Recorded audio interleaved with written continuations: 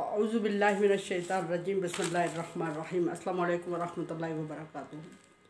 सूरह यूनुस है मेरे सामने और सूरह यूनुस की आयत नंबर 84 है, पारा नंबर 11 है, रुकू नंबर 14 है। आयत नंबर 83 में अल्लाह तबारक व तआला ने मूसा अलैहिस्सलाम का किस्सा बयान फरमाया कि मूसा अलैहिस्सलाम ने फ़िरौन के जादूगरों को किस तरह शिकस्त दी और फ़िरौन के जादूगर फ़िरौन को छोड़ के मूसा अलैहिस्सलाम पर ईमान ले आए। अब जब फ़िरौन के जादूगर फ़िरौन को छोड़ के मूसा अलैहिस्सलाम पर ईमान ले आते हैं, मूसा अलैहिस्सलाम से मुतासर हो जाते हैं, मूसा अलैहिस्सलाम के रब से, मूसा अलैहिस्सलाम के इलाह से मुतासर होकर वो मूसा अलैहिस्सलाम पर ईमान ले आते हैं। अब मूसा अलैहिस्सलाम का उस टोले से, उस ग्रोह से खिताब है, जादूगरों के टोले से, जो आए तो मूसा अलैहिस्सलाम के मुकाबले के लिए थे, लेकिन अभी सर तस्लीम खम कर चुके थे और मूसा अलैहिस्सलाम पर ईमान ला चुके थे, क्योंकि उन्होंने देख लिया था कि जो मूसा अलैहिस्सलाम के पास इल्म है ये कोई जादू का इल्म नहीं है, ये नबूवत का इल्म है और ये बहुत कुछ अता करने वाले की तरफ से है और इसको शिकस्त देना नामुमकिन है। और जादूगर ये भी भांप चुके थे कि अब लाख कोशिश करे फ़िरौन का तख्ता उलटने वाला है, क्योंकि वो महसूस कर चुके थे कि ये सब कुछ अल्लाह तबारक व तआला की तरफ से हुआ है और मूसा अलैहिस्सलाम को जो ताकत और पावर दी गई है, इसके हम जादूगर तो क्या, फ़िरौन तो क्या, पूरी दुनिया में लगी रही तो मुकाबला नहीं कर सकती। सो उन्होंने मूसा अलैहिस्सलाम पर ईमान लाने का ऐलान कर दिया और फ़िरौन ने उनसे कहा कि उससे पहले कि मैं तुम्हें इजाज़त दूँ, मेरी इजाज़त के बगैर ही तुम इस पर ईमान ले आए हो। वो जादूगरों ने जवाब दिया कि हम मूसा के माबूद को मान चुके हैं। अब मूसा अलैहिस्सलाम उस ग्रोह से ख़िताब कर रहे हैं, फरमाया काला मूसा अलैहिस्सलाम ने फरमाया, या कौम, ऐ मेरी कौम। वो कौम है जो मूसा अलैहिस्सलाम से मुकाबले के लिए आई थी, जादूगरों का टोला, और अब वो मूसा अलैहिस्सलाम की कौम बन चुकी थी और ईमान ला चुकी थी। उससे ख़िताब है, या कौम, ऐ मेरी कौम, इन कुंतुम आमनतुम बिल्लाहि फअलैहि तवक्कलू। अगर तुम अल्लाह तबारक व तआला पर ईमान ला चुके हो, अगर वाकई अल्लाह तबारक व तआला पर ईमान लाते हो, अगर अल्लाह तबारक व तआला को मान चुके हो, तो फिर तुम्हें अल्लाह पर भरोसा करना पड़ेगा। अल्लाह पर भरोसा करो। क्या मतलब कि ईमान ला चुके हो? उन्होंने मूसा अलैहिस्सलाम पर ईमान लाने का ऐलान कर दिया था, लेकिन दूसरी तरफ चूँकि फ़िरौन की पावर इतनी सख्त और मजबूत थी, बज़ाहिर इतनी मजबूत थी कि उनके उसके सामने खड़ा रहना इनका मूसा अलैहिस्सलाम को नामुमकिन लग रहा था और मूसा अलैहिस्सलाम को सख्तियाँ और मुश्किलात भी नज़र आ रही थी और तजर्बा भी था। इसलिए तजर्बे की बुनियाद पर मूसा अलैहिस्सलाम ने उन लोगों से खिताब करते हुए कहा कि बहुत सारी मुश्किलात आएंगी, बहुत सारे प्रॉब्लम होंगे, बहुत सारी रुकावटें होंगी, बहुत सारी तकलीफ़ बर्दाश्त करना पड़ेगी और हर हालत पर फिर बेसब्री का मुजाहरा नहीं करना, अल्लाह तबारक व तआला पर भरोसा भी करना है। ईमान लाए हो तो अल्लाह पर भरोसा भी करना है, सिर्फ ज़ुबान से कह देना और कल फिर जाना मुश्किलात और सख्तियों को देख के, तो ये तुम्हारे लिए नुकसानदेह होगा। इन कुन तुम मुस्लिमीन, अगर तुम फर्माबरदारी कर चुके हो तो ये इन चीज़ों पर अमल करना तब तुम्हारे लिए ज़रूरी होगा जब तुम मुस्लिम हो चुके हो। तो अगर सिर्फ फ़िरौन के डर से या फ़िरौन को दिखाने के लिए या किसी और वजह से अभी मेरे साथ होने का ऐलान कर रहे हो और दिल से मोमिन नहीं हो और फर्माबरदारी की नीयत नहीं की हुई है, तो फिर तुम इस मेरे लाए हुए दीन के किसी रूल के पाबंद नहीं हो, लेकिन कर चुके हो, मुस्लिम हो चुके हो, फर्माबरदारी का ऐलान कर चुके हो, नियत कर चुके हो, तो फिर मुश्किलात भी आएंगी और अल्लाह पर भरोसा भी करना है, बेसब्री का मुजाहरा नहीं करना। आगे फरमाया फ़क़ालू अलल्लाहि तवक्कलना। तो फ़िरौन के मूसा अलैहिस्सलाम की उस कौम ने, उस ग्रोह ने, उस कबीले ने, उन लोगों ने जो कि मूसा अलैहिस्सलाम से मुकाबले के लिए आए थे, अभी मान ला चुके थे, उन्होंने मूसा अलैहिस्सलाम को जवाब दिया, तवक्कलना, हम हर हाल में अल्लाह पर भरोसा करेंगे। अलल्लाहि तवक्कलना, हर हाल पे हमने अल्लाह पर भरोसा करना है और उस पर ईमान भी पुख्ता है हमारा और हम उसको मान भी रहे हैं और हम मुश्किल का मुकाबला भी करेंगे और हम मुश्किल से घबराएंगे भी नहीं और हम मुश्किल को बर्दाश्त भी करेंगे और हम अल्लाह पर तवक्कुल और भरोसा भी करेंगे, भरोसे का दामन हाथ से नहीं छोड़ेंगे। फिर दूसरी बात, उन्होंने एक एग्रीमेंट ये किया मूसा अलैहिस्सलाम को गवाह रख के अल्लाह तबारक व तआला से। दूसरा, उन जादूगरों ने उसी वक्त ईमान के बाद यह एग्रीमेंट किया, अल्लाह तबारक व तआला से दुआ मांग ली साथ ही, रब्बना ला तजअलना फितनतल लिकौमिज़ ज़ालिमीन। अल्लाह तबारक व तआला से इधर एग्रीमेंट करते हैं कि अल्लाह पर हम तुझ पर भरोसा करेंगे हर हाल में, मुश्किल हो या आसानी हो, तंगी हो, बर्दाश्त भी करेंगे। साथ भी इंसान की कमज़ोरी को मद्देनज़र रखते हुए वो मूसा अल्लाह तबारक व तआला से दुआ भी मांग रहे हैं कि अल्लाह तबारक व तआला हम तुझ पर ईमान लाए हैं, तेरे फरमाबरदार हो चुके हैं।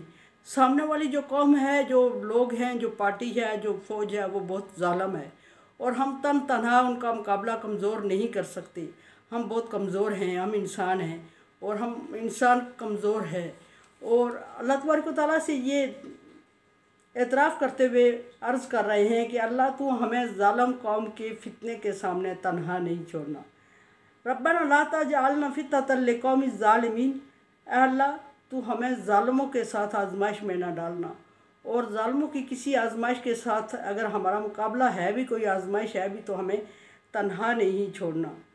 वन्नज्जिना बिरहमतिका मिन कौमिल काफिरीन। और फिर दूसरी दुआ साथ मांग लेते हैं। एक दुआ ये मांगते हैं कि हम तेरे हुक्म पर मुकाबले के लिए तैयार हैं, हम मुकाबला कर लेंगे, लेकिन उस मुकाबले को हम अकेले नहीं जीत पाएंगे, तेरी मदद की ज़रूरत है और तू हमें मदद और तावन से मायूस नहीं करना, वो देते रहना। और दूसरा ये कहते हैं कि अर्ज़ कर दी साथ ही कि अल्लाह तू हमें काफरों की कौम से नजात ही दे दे तो ज़्यादा अच्छा है। एक तो आर्जी काम की दुआ मांगी कि हमें आजमाइश में डाल रहा है, हम आजमाइश बर्दाश्त करने को तैयार हैं, एग्रीमेंट करते हैं, तेरे साथ वादा करते हैं, लेकिन तू आजमाइश में अकेला ना छोड़ना। दूसरा परमानेंटली दुआ मांग ली कि तू हमें इस कौम से अपनी रहमत के तफ़ैल नजात ही दे दे। वो कौन सी कौम थी? वो फ़िरौन की कौम थी और अल्लाह तबारक व तआला ने उनको नजात भी दी। जो बड़ी दुआ उन्होंने मांगी वो अल्लाह तबारक व तआला ने उस सूरत में पूरी की कि फ़िरौन को गर्क करके उनको बचा लिया और दूसरी एक बस्ती में भेज दिया। बिरहमतिका मिन कौमिज़ ज़ालिमीन व औहैना इला मूसा व अखी। फिर अल्लाह तबारक व तआला ने मूसा अलैहिस्सलाम और उनके भाई की तरफ वही की इन दो दुआओं के बाद। और क्या वही की? अन तबव्वअ लिकौमिकुमा बिमिस्रिन बियूता।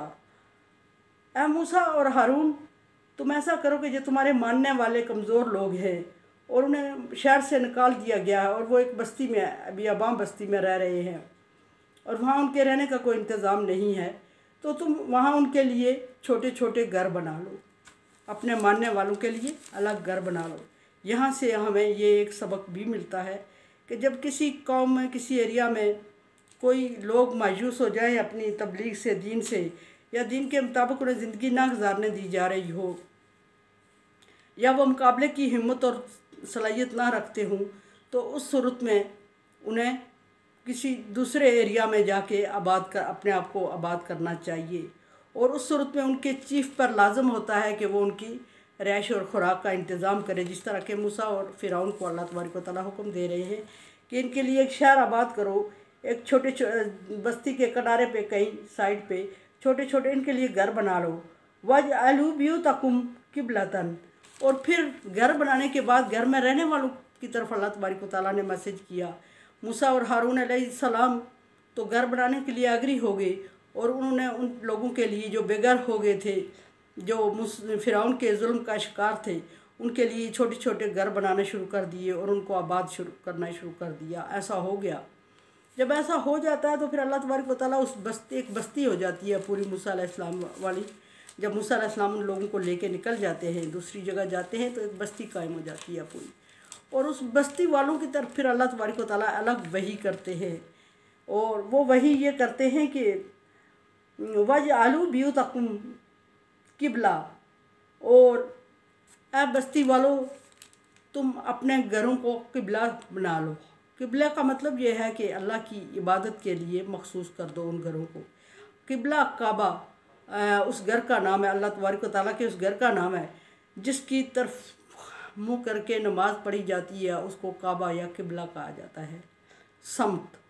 और अल्लाह तबारक व तआला ने उस बस्ती को, मूसा अलैहिस्सलाम के मानने वालों को हुक्म दिया, हर एक अपने घर को क़िबला बना दो। इसका क्या मतलब है कि हर एक के घर की तरफ मुँह करके नमाज़ पढ़ी जाएगी? ऐसा नहीं था, बल्कि फरमाया कि इस घरों में अल्लाह तबारक व तआला की इबादत का रवाज दे दो, बहुत ज़्यादा इबादत करो। और फरमाया कि मूसा व अखी अन तबव्वअ लिकौमिकुमा बिमिस्र ब्यूता वजअलू ब्यूतकुम क़िबलता।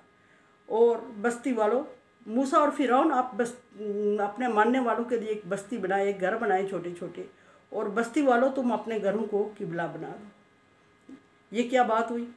किबला बना दो से मतलब कि इबादत की जगह बना दो और मुकर्रर कर दो कि यहाँ इबादत होगी, और फिर इबादत का तरीका बता दिया कि उसमें क्या इबादत होगी। मुख्तलिफ़ तरीका रवाज होगा उस वक्त इबादत का, और उन लोगों को नहीं पता होगा कि इबादत किसको कहते हैं। जिस तरह के आजकल हमारे यहाँ भी एक तरीका रवाज पकड़ गया है कि हम ऊंची ऊंची आवाज़ में नातें पढ़ने या इस तरह का कोई और फंक्शन अटेंड कर लेते हैं और आके कहते हैं कि हमने इबादत की है और इसमें अजर है, सवाब है। याद रखें कि सवाब हमेशा अल्लाह तबारक व तआला की इबादत में होता है, अजर हमेशा अल्लाह तबारक व तआला की इबादत में होता है। और अल्लाह से के अलावा अगर किसी का नाम लिया जाए, किसी को पुकारा जाए, तो फिर उसमें अजर और सवाब की नीयत नहीं रखनी चाहिए। तो यहाँ मूसा अलैहिस्सलाम के मानने वालों को अल्लाह तबारक व तआला ने फरमाया कि अपने घरों को किबला बना दो। और किबला किस तरह बना दो? किबला इस तरह बना दो कि उसमें अकीमुस्सलात, इबादत कायम करो। और इबादत का तरीका, इबादत क्या होगी कि नमाज की पाबंदी शुरू कर दो, उसमें नमाजें कायम कर दो। यानी हर घर के रहने वालों को हुक्म दिया गया कि अपने अपने घरों में अल्लाह तबारक व तआला की इबादत करो। और वो इबादत क्या होगी? वो नमाज होगी, नमाज की सूरत में।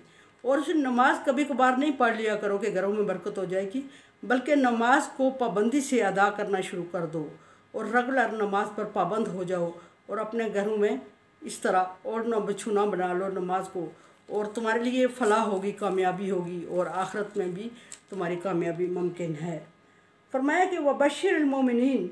और फिर मूसा और हारून अलैहिस्सलाम को हुक्म होता है कि मोमन जो हैं तुझ पे ईमान ले आए हैं और पक्के हो गए हैं, उनको खुशखबरी दे दो। मूसा और हारून, उनको खुशखबरी दे दो, यानी उनको मायूसी नहीं होनी चाहिए। अगर वो ईमान ले आए हैं तो ईमान की तकलीफ़ से दो चार होंगे, कुछ मुश्किलात फ़िरौन की तरफ से, कुछ बाकी लोगों की तरफ से, कुछ तंगदस्ती, कुछ सारी चीज़ें उनके सामने आएंगी, लेकिन उनको हौसला अफजाई करते रहो।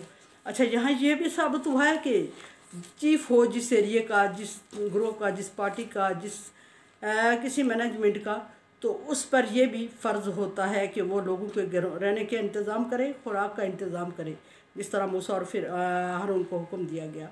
और फिर ये भी कि मुश्किल वक्त में उनकी हौसला अफजाई और दिलासा भी होना चाहिए। उनको बिल्कुल हालात के रहम करम पे छोड़ के भूल नहीं जाना चाहिए, बल्कि वक्तन फ़क्तन उनकी हौसला अफजाई के लिए ऐसे लेक्चर, ऐसे दर्स का अहतमाम करना चाहिए जिससे उनकी हौसला अफजाई हो और उनकी हिम्मत बनी रहे।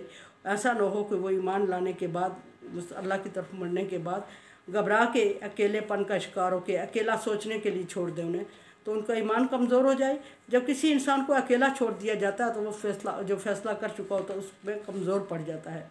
तो जहाँ मूसा अलैहिस्सलाम को हुक्म हुआ कि बशीर, इनको खुशखबरी, जो तुझ पर ईमान ला चुके हैं मूसा, उनके रहने का भी इंतज़ाम करो और उनको खुशखबरी भी वक्तन फ़क्तन देते रहो अल्लाह की तरफ से, ताकि उनकी हौसला अफजाई होती रहे और वो ईमान पे पुख्ता हो जाए।